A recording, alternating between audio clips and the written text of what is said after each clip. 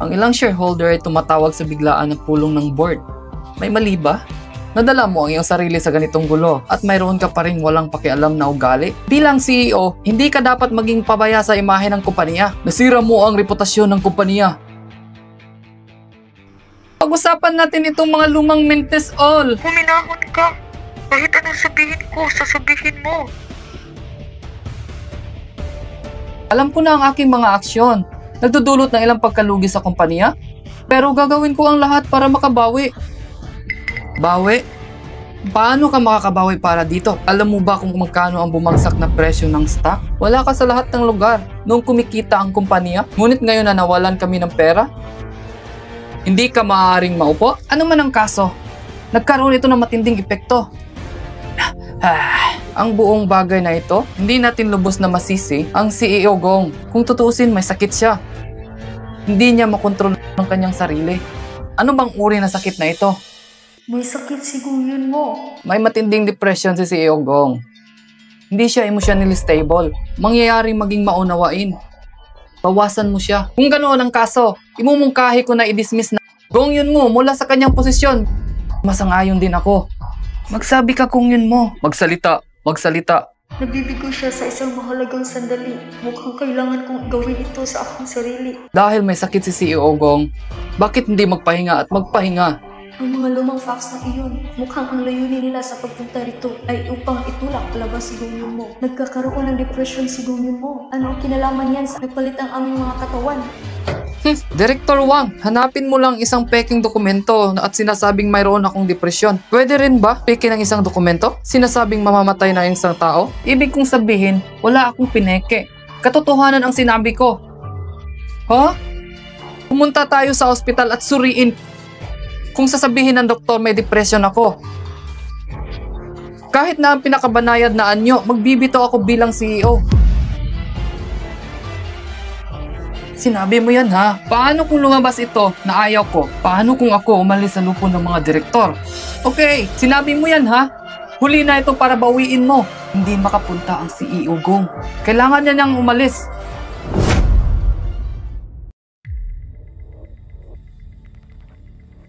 CEO Gong, talagang sa tingin ko dapat mong pag-isipan ng mabuting ito. Kung susuriin ka, ilalabas ito doon sa buong kumpanya. Director Wang, mali ka sa pagsasabi niyan. Hindi namin ito matrato kung hindi namin susuruin. Yes, paano kung may breakdown siya at binubugbog kaming lahat? Nagkamali ba ng gamot ang CEO? Talagang mayroon siyang matinding depresyon? At susuriin siya? Ano ang gagawin natin? Yun mo, ito ay mapangahas. Negosyong deal na tatalakayin ngayon.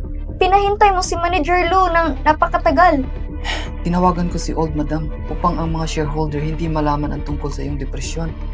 Bakit nakatayo ka pa dyan? Pumunta ka na. Huwag kayong magmadali. Tapusin muna natin ang pagsusuri. Director Wang, ililibre kita sa ibang araw. Hayaan mo muna si Yun mo. Hindi na. Nanay, pare ka na magpahinga. Hintayin na lang ang mga resulta. Tara na. Tumawag sa Departamento ng Relasyon sa Publiko at gumawa ng plan. Okay. Ganap na normal ang katawan ni CEO Gong. Wala siyang anumang senyales ng depresyon. Imposible yun. Gumamit man ng mga instrumento o habang nasa isang panayam. Malusog ang katawan ni CEO Gong. Sinabi ko sa inyo, hindi posibleng magkaroon ng ganitong sakit. Director Wang, dapat ko bang hilingin sa kanila na lumipat ng ospital at suriing muli? Ay, hindi na. Para sa posisyon ng CEO, ikaw ang pinakaangkop. Director Wang, sinubukan mo magkuha ng peking ulat para i-frame up si CEO Gong? Paumanhin si Yogong, nakikita mo ako, hindi maunawaan. Director Wang, kailangan mo maging isang tao sa iyong salita. Sana hindi kita nakita sa susunod na pulong ng lupon.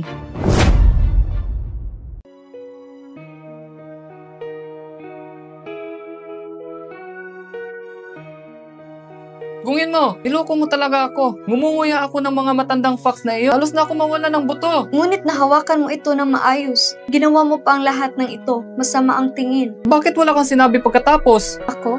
Nakalimutan ko may depression siya. Maaaring natamaan ko siya. Ako nang magdadrive.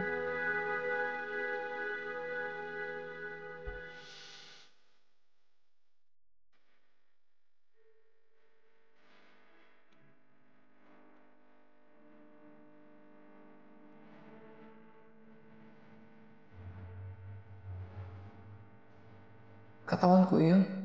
Bakit ako pinakamahal? Mas kaakit-akit sa ganoong paraan.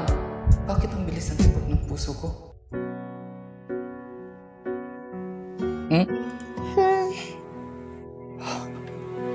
Nagulat ka ba? Ano? Ang katotohanan na mayroon akong depresyon.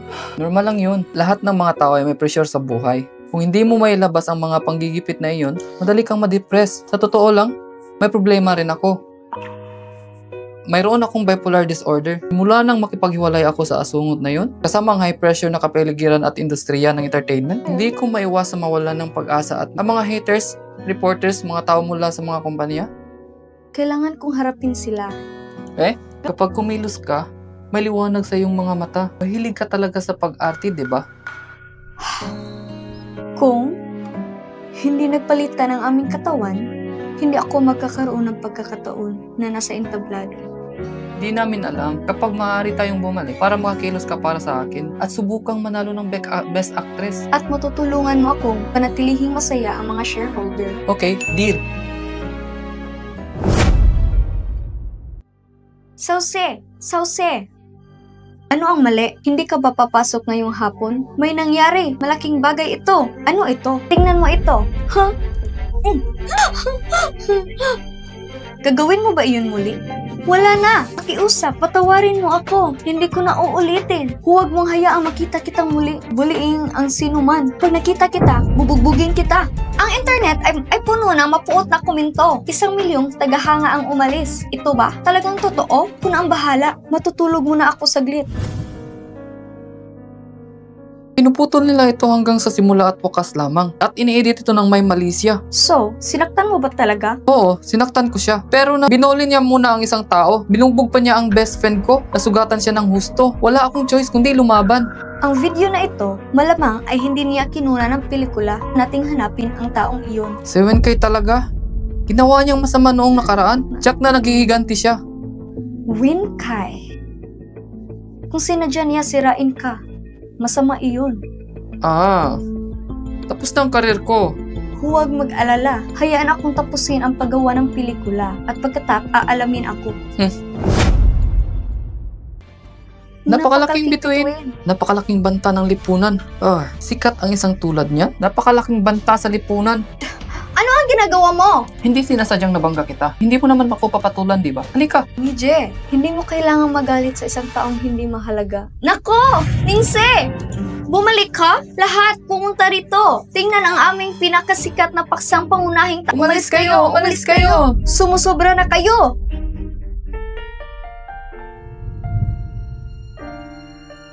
Ningse, hintayin lang ang sumasabog na balita. Makikiusap kang umalis sa industriya ng entertainment.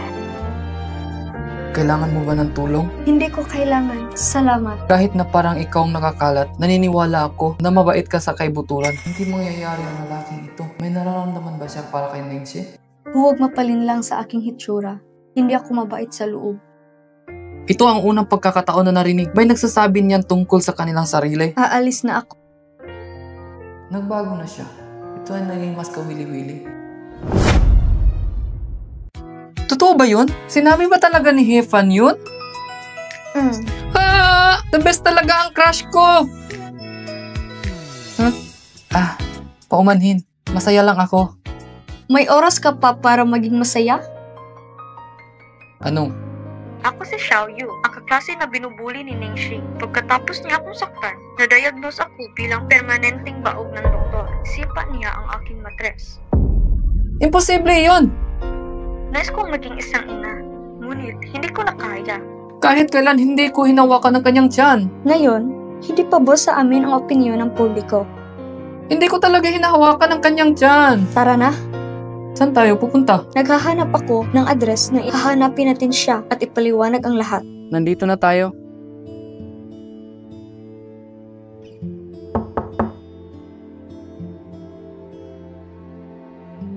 Ningxi, bakit ka pumunta dito? Luyan, kailangan ko ng iyong tulong. Pumasok at mag-usap tayo.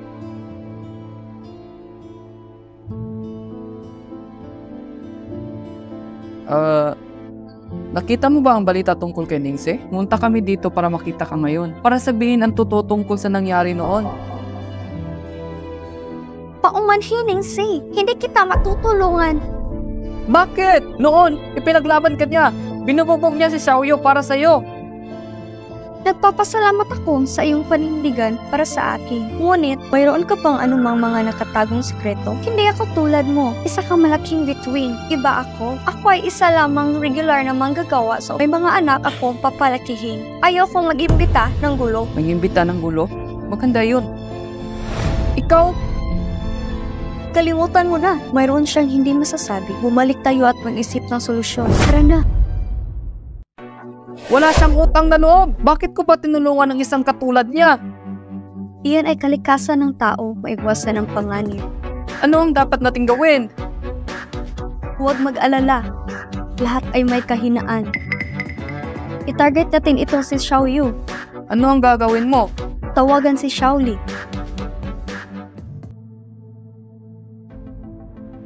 CEO Gong, nalaman ko na kung anong nangyari. Narito ang impormasyon ni Xiaoyu. Bigla siyang nagdagdag ng 2 milyon sa kanyang account. May anak din siya. May anak siya! Ngunit sinabi niyang hindi siya maaaring magkaanak. Bilisan mo at ipadala ang balita. Sandali, sasabihin niya na inampun niya ang bata. Huwag mag-alala, may plano ako. Anong gagawin mo? Shule, i-schedule ang hapunan para kay Linzong mula sa Lin Company. Ninzong? Paano mo siya nakilala? Ako. Ang nagpakilala sa kanya. Mula ngayon, ano man ang hilingin ni Ningxie, gawin ang iyong makakaya upang masiyahan siya. Okay, nakuha ko. Sino ba akong assistant? Sakto. Ang balitang ito ay lumalago. Siguro, dapat na lang akong tumawag na may sakit ako ngayon. Alam mo, mas malaki ang kaganapan. Mas kalmado ang kailangan mo. Pupunta ako sa banyo. Oh! In-escort siya ng CEO Gong. Magtrabaho muli. Lukin niya. Gusto mo bang subukang makakuha ng pansin ng ganito? Sa tingin mo, gusto talaga ni Gong yun mo? Pinaglalaroan ka lang niya. Marami kang karanasan. Pusta ko na, nilalaro pa ng higit sa ilang lalaki. Ba't mo ko sinampal?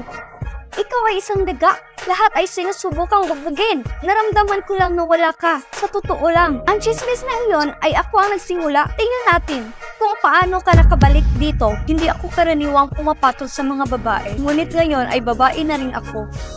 Kaya magiging magaspang ako. Ay! Ay!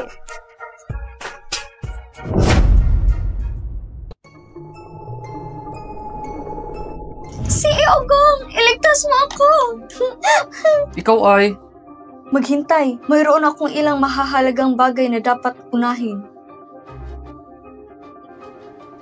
Nakalimutan mo? Meron pa akong skandalo na pananakot. Paano ko ito ipapaliwanag? Pagkatapos, ay magpapakita kami ng palabas para sa lahat. Tulong! Tulong! Ningxie, anong problema? Wala nang natitira para sa mga babae. Sinukin niya iyon. Sinaktan niya ako. Kinuha kanif niya. Kumuha pa siya ng tubig sa planggana at binuhusan ako. Hindi ganon! Siya yung unang nanakit sa akin! Tingnan mo ang mukha ko! Sinaktan ko siya. Pumasok ako para gumamit ng banyo. At nakita ko ang ulo ni Ningxie na may planggana. Nagmamadali ako kaya nasobrahan ko ito medyo. Sumusobra ka na! Hindi naman talaga ganon! Maniwala ka sa akin! Tara na. Huwag mo nang sabihin. Mas maganda ka sa ganitong paraan. Basta ang iyong buhok. Tutuyuin ko ito para sa iyo. Wow! Napakabait ni Hifan. Tulungan mo akong matuyo. Hayaan mo si Hifan ang magpatuyo. Napakaingat niya. Patuyuin mo ako. Kailangan ko nang umalis.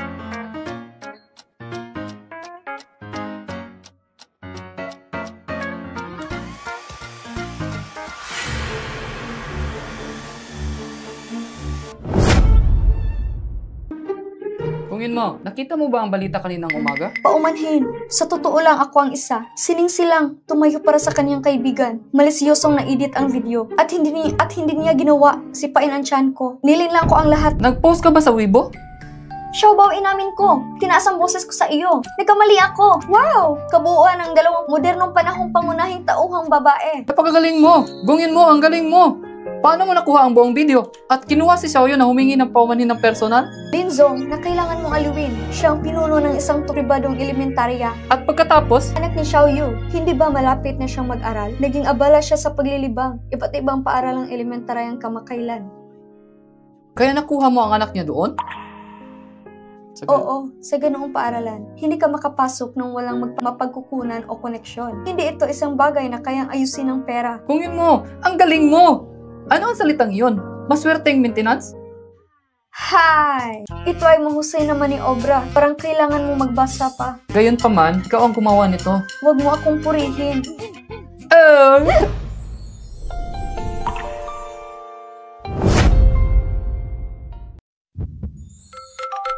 Ang iyong telepono.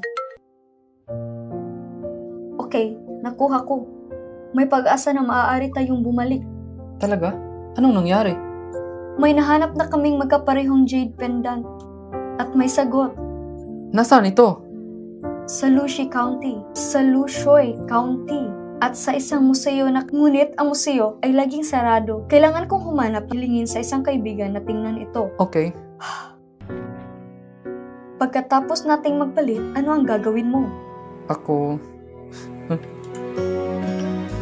Pagkatapos nating magpalit, maging masaya kaya ako. Bakit medyo nararamdaman ko nag-aatubili? Ano ang gagawin ko? Tumuon sa pag-arte, tama ba? Pagkatapos naming magpalit, wala na kaming kinalaman sa isa't isa.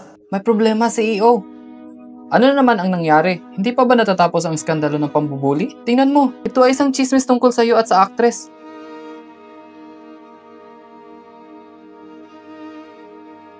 Silukin niya na naman siguro. Gusto ng matandang ginang na umuwi ka kagad.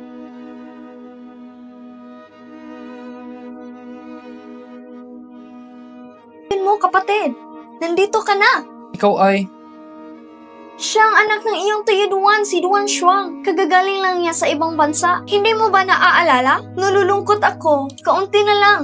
At nakalimutan na ako ni Yun Mugigi. Ang mga trumpang ilog na iyon ay nagpapasiya sa akin. Yun mo! Halika rito! Hindi mo ba sinabi hindi mahalaga kasama ang babaeng iyon? Peke naman ang mga balitang yan. Ano man ang kaso, kailangan ninyong maghiwalay dalawa. Bakit ka ba sumasama sa kanya? Isang taong hindi pa nakikita ang mundo? Paano sila nakapasok sa ating bahay? Ibinababa mo ako. Gagalitin kita. Sining sila ang pwede kong maging asawa. Papakasalan ko siya, wala nang iba. Ang tanga-tanga mo! Di ba pinakilala kita sa Hanlingling? Kung hindi mo gusto si Lingling, okay lang. Pwede naman si Shangshang. Alimang paraan, hindi ito maaaring si Ningxie.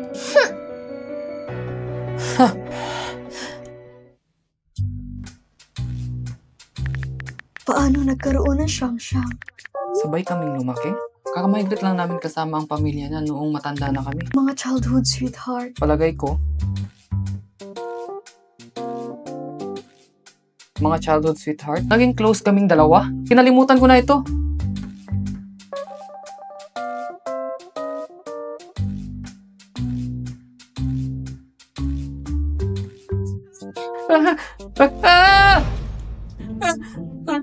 Bakit pumasok ka sa kwarto ko? Paumanhin, pinsan kong yun mo. Maling kwarto ang napuntahan ko. O ikaw, gunyan mo. Ang swerte mo talaga. Aray! Naninikip ang aking binti. Yun mo, Gege. Pwede mo ba akong tulungan? Mas masahol pa ang pag-arte kaysa sa akin. Tumigil ka sa pag-arte. Ito'y masyadong peke. Maaari ka nang umalis. Kahit maghubad ka pa, hindi kita magustuhan. Ikaw?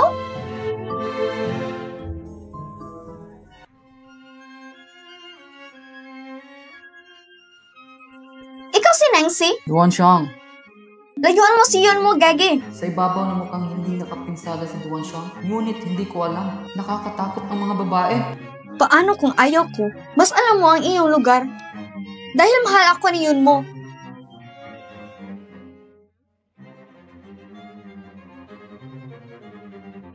Nagawa ko na. Natulog kasama si Yun mo, Gege. Malapit na akong pakasalan ni Yun mo, Gege. Nancy, ginamit mo ang aking katawan. At ano ang ginawa mo? Napakaswerte ni CEO Gong. Binato siya ng mga babae. Ginamit mo ang aking katawan at natulog kay Duan Siyang. Siyempre, mo tatanggihan ang libreng kagandahan. Ipakita ko sa iyo paano niya ako naaakit. Ah. Go. Yun mo. Go yun mo. Pero, matagumpay mong aakit ako. Ano ang gagawin mo? Nagbibiro lang ako. Babae rin ako, alam mo. Paano ako makakatulog kay Duan Siyang? Sino ang nagbiro sa iyo tungkol sa akin? Ipapatikim ko sa iyo kung ano ang pakiramdam ng pagbibiruan. Gungin mo! Isa kang malaking jerk! Iyon siguro ang ideya ni nanay. Para sa arranged marriage na iyon. Gagawin niya ang anuman. Nakokontrol talaga ang nanay mo? Huh? Sa tingin mo ba ay hindi ako kultura?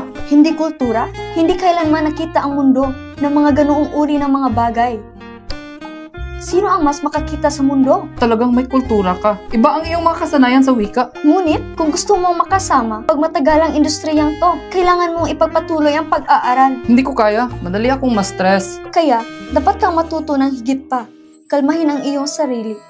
Gagamot din ito ang iyong bipolar disorder. Okay, papadalhan ko ang nanay mo at ang iyong childhood sweetheart sa ibang bansa. Manatili ka sa bahay at pinag-aralan mo ako? Ipadala sila. Paano mo ipapadala ang aking childhood sweetheart? Sa ibang bansa. Marami akong paraan.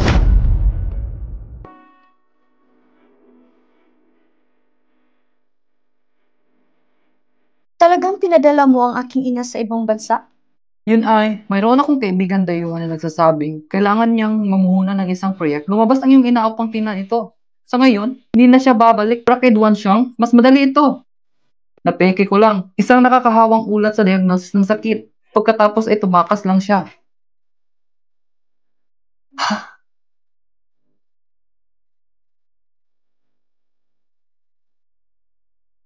Anong ginagawa mo? Tinalis mo na lahat ng babaeng nakapaligid sa akin. Unang, sinabi mo na bakla ako. Ngayon, sasabihin mo na mayroon akong nakakahawang sakit. May nararamdaman ka ba sa akin? Paano ako magkaroon ng damdamin para sa sarili ko? Katawan? Okay, maaari kang lumipat sa pag-aaral. Bakit? Ako ang pinuno ng bahay na ito ngayon. Kung may gumagalaw, ikaw yun. Okay. Lumipat ako. Pagkatapos, pupunta tayo sa pag-aaral at simulan ang aralin ngayon. Aray. Papatayin ako nito. Tatapusin mo na ang mga pangunahing kaalaman. Napakarami. Hindi ito marami? Hindi marami? Ha?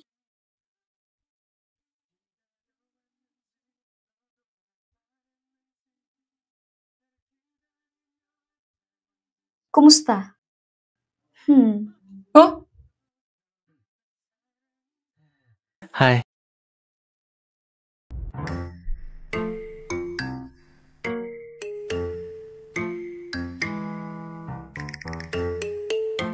Huwag maghinay-hinay o hindi ka matutulog ngayong gabi. Mag-aral lang mabuti. Hindi ako gagawa anumang ingay. Huh? Gig. Itago ang tubig sa iyong bibig. Pipigilan ka nitong makatulog.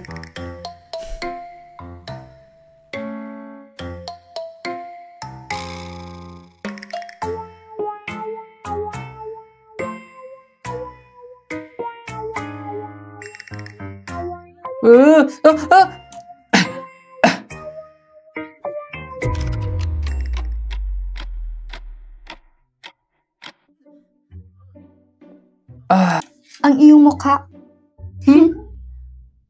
Paano ang mukha ko?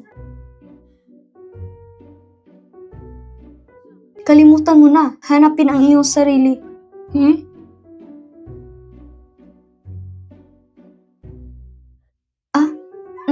Mabuti. Tawagin natin itong isang araw. Tapos na tayo para sa araw na ito. Hindi pa ako nag-aral ng ganito ng husto kahit noong high school ako.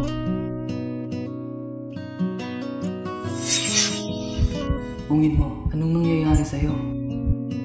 Ah!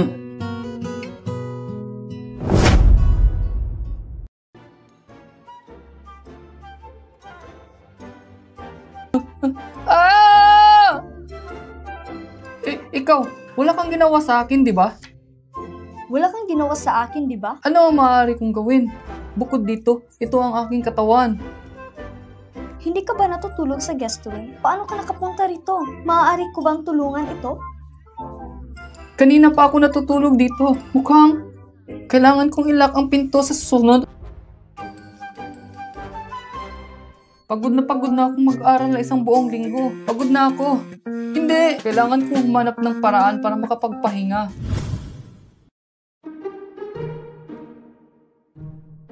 Ano ang nangyari sa pagbabalik?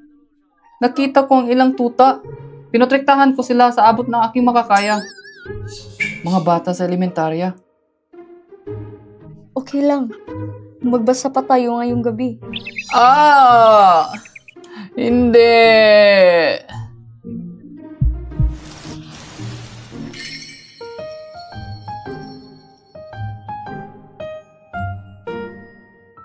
Pinaplano mo itong lutuin bilang pagkain. Naku, paghahanda sana kita ng almusal. Medyo nawala ako dito. Nakalimutan ko na iniwan ko ito sa refrigerator. Bakit hindi ikaw mismo ang nagluto bilang pagkain? Kalimutan na natin ito sa pagkakataong ito. Hindi na ito mauulit. Ito at ito ay eksaktong magkapareho. Gungin mo! Ang lupit mo! Ah! Ano ang ibinubulong mo? Sinabi ko magsisikap ako. Magtrabaho ng mas mabuti, ha? Nasaan ang mga materyales sa pag-aaral ngayon? Nag-freeze ba ulit sila? Hindi. Nag-aral ako mabuti ngayon. Dinala ko pa sila sa opisina. Iyon ay noong sumakay ako sa taxi pa uwi pagkatapos ng trabaho. Na hindi ko sinasadyang naiwan sila sa taxi. Oh, hehe. Gunyan mo. Wala ka ng mga pagpipilian ngayon. Ito ba ang nawawalang impormasyon? Ha? Paano mo nalaman dito ako nakatira? Nakasulat ito sa likod. Baliw ka talaga, gunyan mo.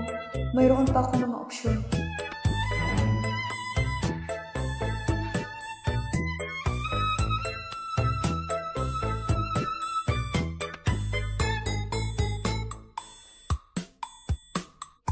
Ano ang mali? Pinapatay ako ng ulo ko. May lagnat yata ako. Hindi mo basta-basta makakalimutan ang pagiging may sakit. Hindi ko kaya. Kailangan kong ipagpatuloy ang pag-aaral. Pagkatapos ay magpatuloy. Good luck, ha?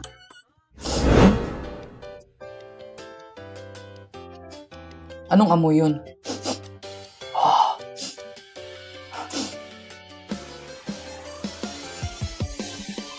Wow!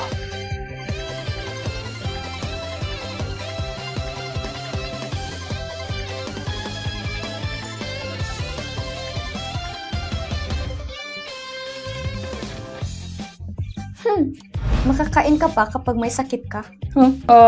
May sakit ako. Pinapatay ako ng ulo ko. Magdagdag tayo ng 1 oras sa oras ng aming pag-aaral ngayon. Tulong! Magpaalam na lang tayo. Manatili ka ba sa akin?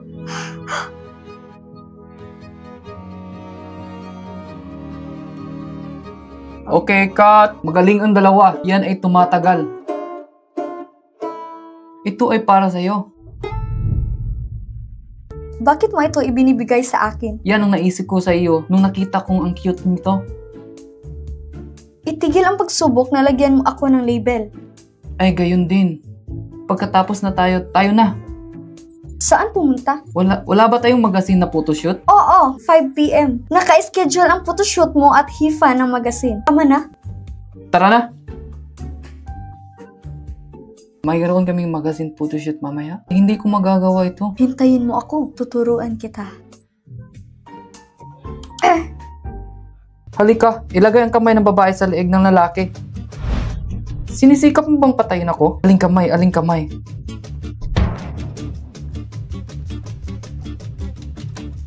Hindi ba nagsimula si Ningxi sa bilang isang commercial model? Natural siya sa harap ng kamera. Ano ang nangyayari sa kanya ngayon? Malamang, wala siya sa tamang kalagayan ng pag-iisip. Relax muna tayo. Halika, lahat magpahinga tayo ng 10 minuto.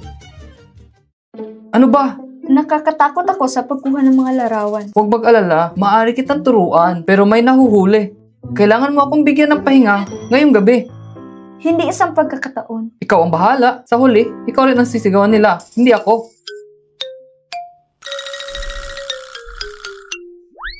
Okay. Dapat mong gawin itong ganito. I-relax ang iyong katawan, hayaan maging parang ahas ang iyong kamay. Ibalot ang mga ito sa kanyang leeg at balikat. Pinakamahalaga ang iyong mga mata. Kailangan nilang maging mapang-akit.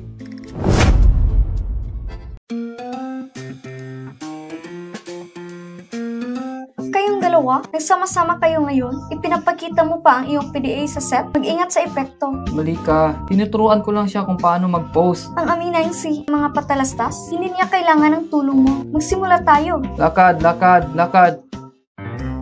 Halina, halina. Halina kayo, pumasok sa zone. Isang beses pa. Kumusta ka? Handa ka na ba?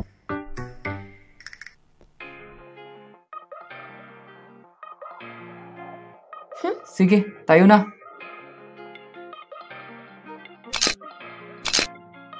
Tingnan ang lens, lumapit ng konti, gawing mas mapang-akit ang iyong ekspresyon. Halika, halika. Panoorin mo ako. Panoorin mo ako matuto. Ganito mo hinawakan ang leeg. Ganito mo hinawakan ang dibdib.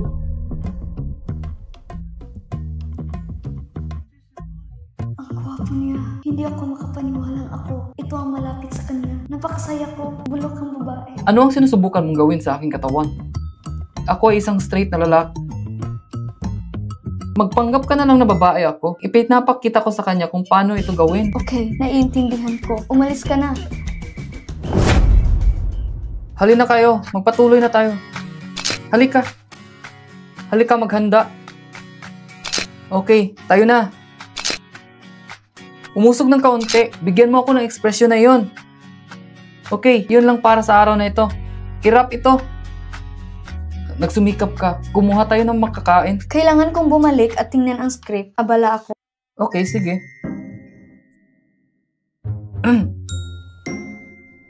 Narinig kong sinabi niyang gusto niyang makuha ang pagkain. Kaya, Pupunta ako kung ayaw mo. Hindi isang pagkakataon. nangako ka. Sabi mo, bibigyan mo ako ngayon ng gabi. Okay. Ngunit huwag gumawa ng anumang bagay na kasuklam-suklam sa aking katawan. Huwag mag-alala. Tara na, kailangan ko ng address. May gagawin si Ningxi. Sasabihin ko lang sa kanya dumating ka. Okay, pagkatapos mag-reschedule ako ng kanyang mamaya. Nandito na tayo. Kaya kain na tayo. Marami ako sasabihin tungkol kay Ningxi. Ano ba talaga ang nangyayari sa inyong dalawa? Magkaibigan lang kami ni Ningxi. In love sa sayo. Anong naramdaman mo sa kanya? Noon, akala ko hindi siya masyadong kultura. Talagang hindi ko nagustuhan ang kanyang mga pagsulong. Ngunit nagtrabaho sa pelikulang ito kasama niya. Napagtanto kong mahusay siyang magsalita. Talagang napaka-culture at sopistikada niya. Talagang mahusay siya. Gusto niya ang mga taong may kultura.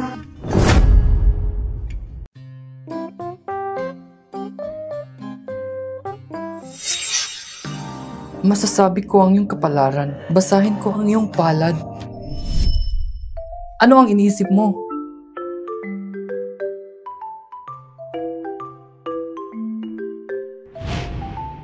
Ay, may butil ka ng bigas sa iyong labi. Hayaan mo kung punasan ang para sa'yo. Nagtataka ako kung anong ginagawa nila.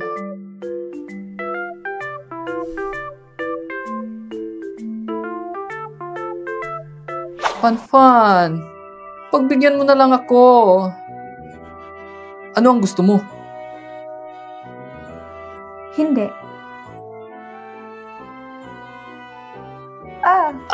Okay ka lang ba? Ano ang ginagawa niyong dalawa? Ano ang maaaring ginagawa ng dalawang lalaki? Sumama ka sa akin.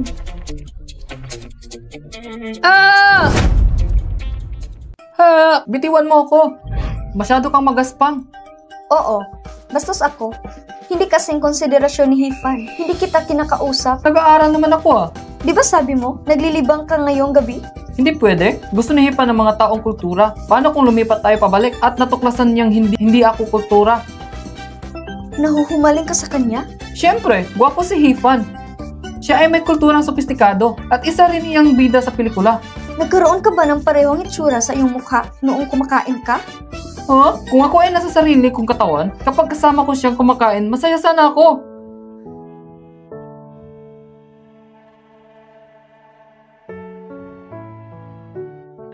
Anong ginagawa mo? Bumalik ka sa sarili mong katawan. Pupunta ka ba? Subukan mong halikan siya. Ningxi, napakawalang galang mo. Huh?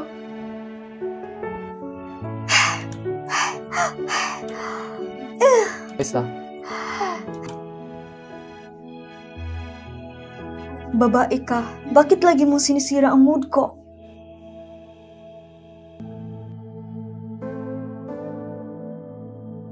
Sino ka? Ito ang set. Hindi pinapayagan ang mga tagalabas. Umalis ka rito. Ako ang ama ni Ningxie. Kilala mo ba si Ningxie? Bakit mo siya gustong hanapin? Ang bulok na babaeng iyon. Hindi niya ako kinikilala sa loob ng maraming taon. Sa lahat ng mga taon na ito, hindi niya ako binigyan kahit isang sentimo. Kailangan ko siyang hanapin. Perfect. Naghanap ako ng iskandal niya. Tito, hanapin natin siya. Okay, Tara na. sabay tayong magkupunan. Okay, makikipag-ugnayan ako sa iyo pagkatapos. Hihintayin kita sa kotse.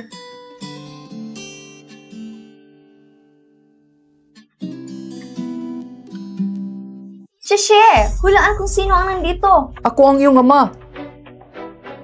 Hindi mo man lang maaalala ang iyong sariling ama? Tatay, Sa wakas, kinilala mo na rin ako. Sa wakas, tinawag mo rin akong ama. pupunta muna ako sa banyo.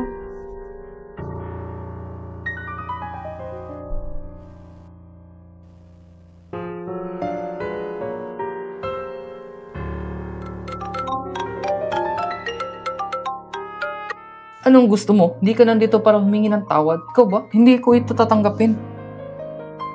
Narito ang iyong ama. Ano? Ningdeho ang tanga. May lakas pa rin siyang loob na pumunta rito. Kailangan mo ba akong aalagaan siya? Wala kang kailangang gawin. Hintayin mo ko.